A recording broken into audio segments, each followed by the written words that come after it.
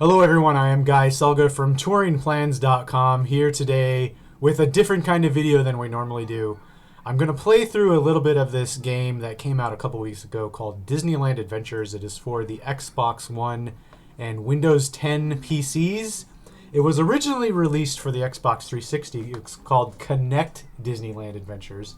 In this one, it's the exact same game, but you needed to use the Kinect camera for your Xbox 360. And it was only controlled with motion. So you had to point your arm in directions to move, and in the games you had to flail your body around, and it never quite worked right, and it wasn't fun at all. So that was in 2011. Now cut to 2017, they've re-released the game with proper controller support. They got my Xbox One controller right here. And what I think about the game I will save for the end of this video, but what I wanted to do was walk through the park a little bit and show you kind of some of the differences and mostly how surprisingly accurate this digital recreation of Disneyland is. And let's just get started. Right now I'm in the front of the park. You can see the train station up there with the train parked out front. Just real quick, I'll go back here to give you kind of an idea of when this game came out. 2011, this was before the big Disney California Adventure redo where they added Buena Vista Street and Cars Land and all that. So you can see the old California letter postcard entrance with the Golden Gate Bridge and the old Soarin' paint scheme across the way there. And yeah, so I think that this game was... so let me back up a little bit here. The developers have, I remember at the time reading that the developers said that they went to the park and they took thousands of pictures to try to get, the park as accurately as possible. And you can tell they kind of went maybe like late 2009 to get the pictures, because there are some changes to the park from when they took the pictures, made the game, and then actually got it released. And now, since it's been 7 years since release, there's a ton of different changes. But let's just head in here. There's the famous plaque here: you leave today and enter the world of yesterday, tomorrow, and fantasy. You can see the attraction posters on the wall. So I mean, so far it's accurate, and overall it's crazy accurate. Got Disneyana store right there, which used to be the Disney Gallery. You can see great moments with Mr. Lincoln. Now, as far as attractions go, you can't actually ride any of the rides, but some of the rides have like little mini games that you can play that are like in the world of that ride. So like, Jungle Cruise takes place in a jungle, and Space Mountain you fly around in space, and then there's like a Winnie the Pooh ride. And, I'm going to be honest, none of them are very good, but if they didn't include them, then there would be no game. You would just walk around the park, which, I don't know, would be kind of fine with me. So there's the firehouse. You can't really see Walt's lamp up there, but you see something lit up. All the shops on Main Street are here. Magic Shop, Cinema.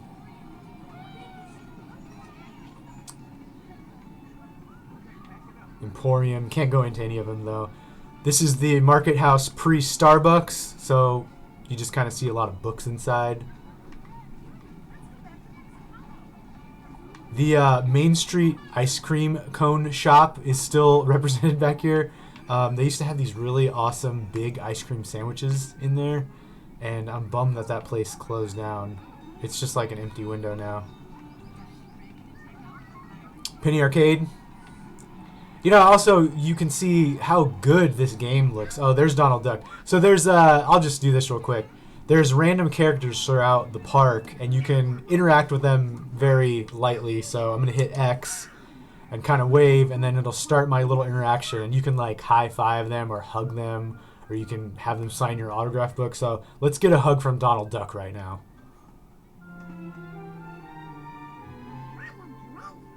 That was a great hug, I agree.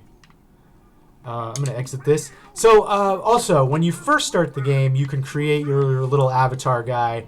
And, there's, like, pretty limited options. The character creator isn't anything big. And also notice that his clothes are kind of blank. You can choose boys and girls, of course.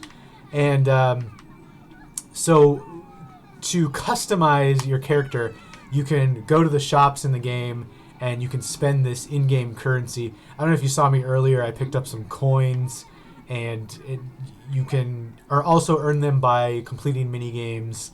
And then you can go in the shops and buy shirts with Jack Skellington and Mickey Mouse, or you can buy mouse ears or whatever. Let's start off with Tomorrowland. We got the Astro Orbiter out front. Pixie Hollow off there to the side. Now, one interesting thing about this game is it was made pre-Disney owning Lucas. So there's no Star Wars or Star Tours for that matter. This thing up here has the Star Speeders edited out of this. But, you know, still has Pixar. So you got Astro Blasters right there. Got the Fast Pass machines. Got the little store. Churro cart. Popcorn cart. Even though that's the old design, there's a new-ish popcorn cart that's over here in the actual park. So here's how you can pinpoint when this game was made. Oh, by the way, sorry, I have to point this out. The world-famous Space Mickey neon lights are rendered in beautiful detail in this game. Everyone's favorite Mickey neon lights, been there for decades.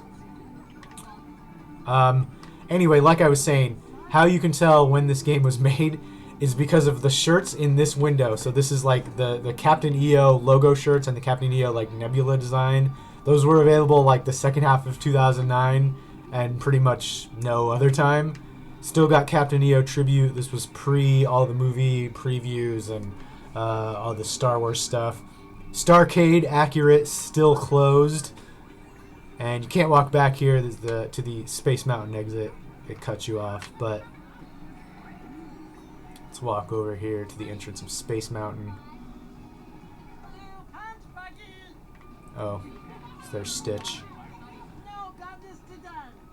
I guess I will play a mini game real quick. So let's play Space Mountain.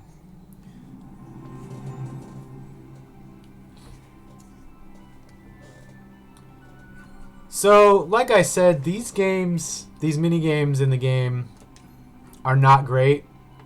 Now, like I said, I'm playing with the controller. It's very simple controls, just using the left stick to move around and then, you know, shooting with the right trigger. So, when this was a Kinect game, you would have to aim with your hands and then, I forget what you had to do to shoot, but it was very not accurate, and so the games now that you can control them with the controller are more accurate but a lot easier, which I'm not even going to complain about this game being too easy because it's really a game for kids, so it makes sense that they would be easy.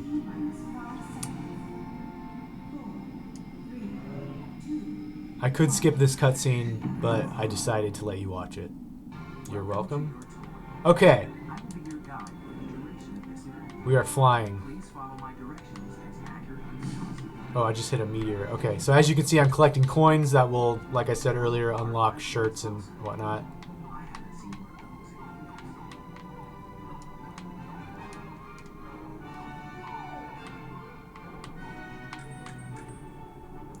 And really, like, what you're watching right now is kind of the gist of all the games, all the mini games, all the rides, whatever you want to call them in this game. You fly around, you collect coins, you avoid some very limited, easy obstacles. Use the ship's laser to charge the gate by shooting its energy.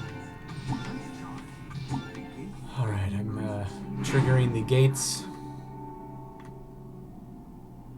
I'm not going to play through this whole mini game because it's very boring. I'd rather walk around the park more. I think that's more interesting. The voiceover for this narrator in this level kind of sounds like something you'd hear in Epcot.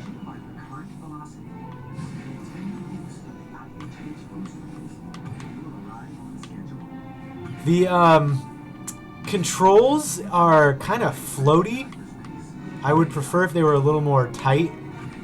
So like I'm hitting up and it's kind of like, I don't know, the game doesn't feel great.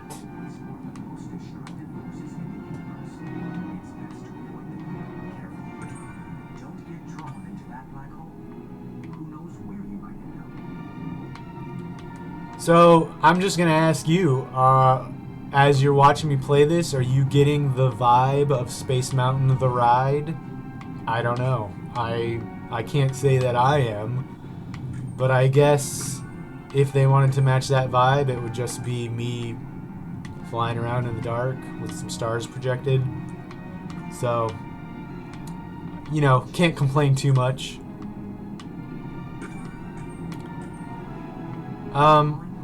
I'm gonna quit out of this because you get the idea. Maybe I'll ride something else, but I think you get the idea.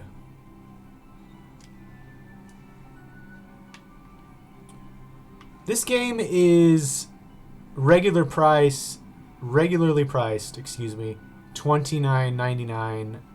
As of the time I'm recording this, it is on sale as part of Microsoft's Black Friday sale. So you can download it for $19.99. Here are some very futuristic payphones.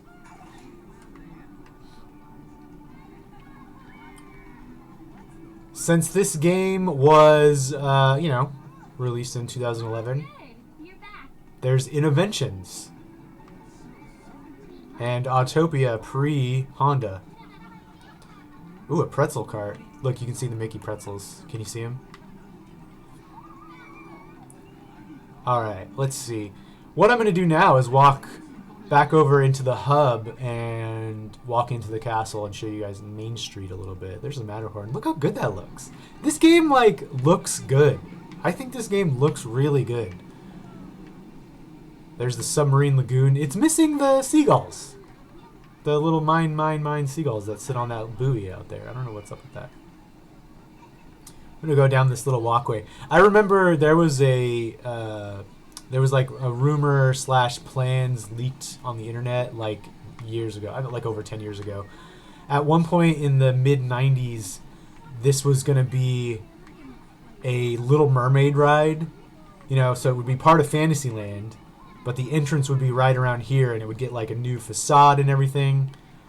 And that would have been what replaced Circle Vision. But, you know, years later we got, we got Buzz Lightyear instead. Here's a Pixie Hollow merch cart. That's been gone for a while. You can see some toys and things. I mean, that's kind of cool, you know? Like, stuff like that, that's kind of cool. Should I go flying around with Tinkerbell? I don't know. I'm just gonna go up here into the castle. Everybody wants to walk through the castle. There's the mermaid, Snow White. Wishing Well back there. That's cool. Oh, there's Mickey. So there's the castle, still in its kind of like 50th anniversary color scheme with all the gold trim and all that. So walking through the castle, there's the gold spike, which on some of the tours they will tell you that that's like the center of Disneyland, even though it's not. There's another merch cart. It's got like lollipops and popcorn and autograph books and stuff. That's cool. I wish you could walk through the Sleeping Beauty castle and do the walkthrough. Oh, there's a little statue. Okay. Captain Hook. Peter Pan is another ride you can play. There's the Sword in the Stone. Mr. Toad's Wild Ride. Again, like it looks good, and they got all the little details down, all the little toad statues and the chimneys, and it just looks awesome. You know what I think is Dumbo one that you could ride? Let me check on this. I'm gonna check on this real quick. I think Dumbo is one of the rides that you can just ride. Right? Yeah, look, I'm just riding Dumbo. And I'm not controlling it up and down, I'm just riding, you know. But yeah. So that's cool. You know, who doesn't love Dumbo? Okay. Where do I want to walk to? Let's walk back to, like, New Orleans Square. Nobody cares about Toontown. I like Toontown. You know, Toontown gets a lot of hate. And I don't know. I like it. It's, like, nice. It's got a good dark ride, Roger Rabbit. Yeah, it's filled with screaming kids, but it's Disneyland. Come on. I like Toontown. I'm a Toontown defender. Big Thunder Ranch, that's not there anymore. If you were in the actual Disneyland today, you wouldn't see Big Thunder Ranch Barbecue or Big Thunder Ranch. There's no goats out. You would see, like, the entrance to Star Wars Land. Like, they tore all this down for an entrance to Star Wars Land. Wash your hands, guys. Come on. Wash your hands after you pet the goats, guys. I see so many people not do that. Okay. Walking down Big Thunder Trail.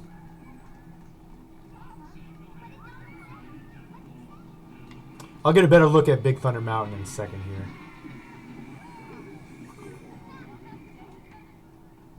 There we go.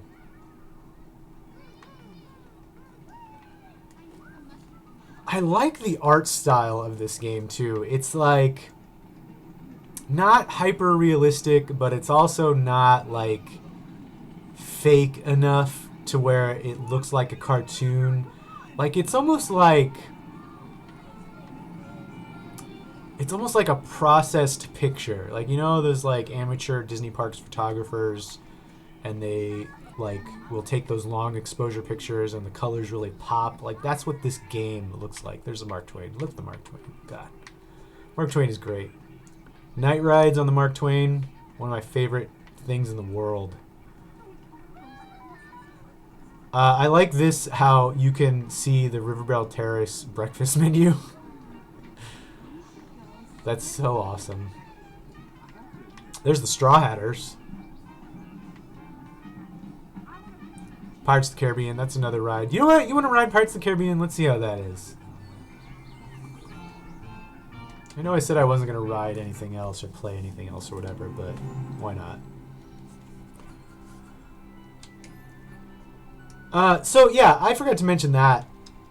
There's the rides, and then there's different levels. I'm going to skip this cutscene this time. Okay, so yeah, there's different levels. So like this is level 1 of 4 of the Pirates one. And I did the Winnie the Pooh one, and that's like 2 levels. You know, it's the same stuff. So what I'm doing is smashing a gator with an oar. I can't even tell if I'm rowing the boat.